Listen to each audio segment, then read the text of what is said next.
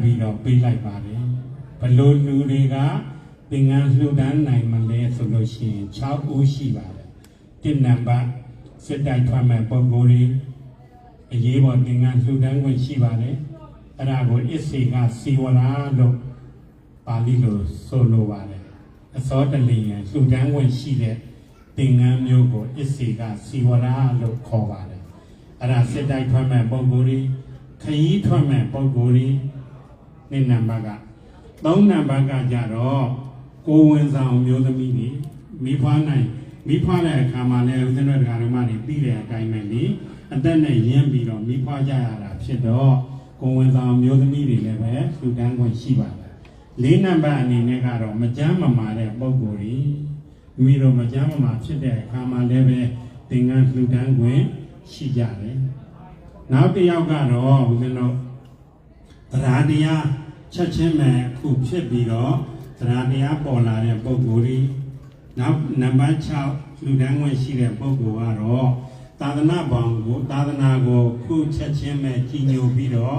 လူတန်းလိုတဲ့ပုဂ္ဂိုလ်ကြီးအဲ့ဒီ6ဦးကအစောတလျင်လူတန်းခွင့်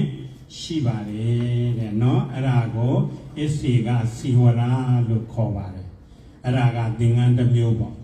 အခုဝတ္တဝါတိကစီဝရဆိုတာကဦးဇင်းတို့ဝါဆိုသင်္ကန်းလှူဒန်းခြင်းပါပဲဝတ္တဝါတိကစီဝရဘုရားရှင်လက်ထက်တော်ကာလတုန်းကတော့အခုလိုမျိုးဝါမဆိုခင်မှာလှူဒန်းကြတာမဟုတ်ဘူးဝါကျွတ်တော့မိမိเจ้าမှာလာပြီးသတင်းသုံးတော်မူကြတဲ့တန်ဃာတော်တွေကိုကျေးဇူးဆက်တဲ့အနေနဲ့ဝါဆိုသင်္ကန်းအဖြစ်လှူဒန်းမှုဝါကျွတ်တဲ့အခါမှာပြုလုပ်ကြတာအဲ့ဒါကိုဝါဆိုသင်္ကန်းလို့ခေါ်ဆိုတာဖြစ်ပါတယ်အဲ့ဒီကနေကာလရွေလျားပြီးတော့အခုခါကာလမှာတော့ဝါမဆိုခင်မှာလှူဒန်းကြတယ်ဒီကနေ့လှူဒန်းတဲ့လှူဒန်းမှုဟာလည်းပဲ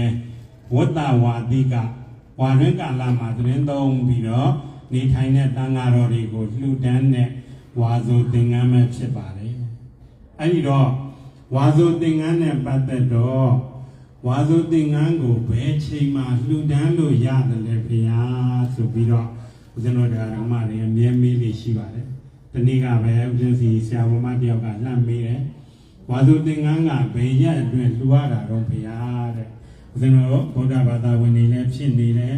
ကိုယ်တိုင်လည်းပဲဝါဆိုသင်္ကန်းတွေစက္ကန့်လှူဒန်းနေတယ်ဆိုတော့သိထားဖို့မလိုအပ်ဘူးလားလိုအပ်တာပေါ့နော်အဲ့တော့ဝါဆိုသင်္ကန်းသည်ကထိန်သင်္ကန်းများ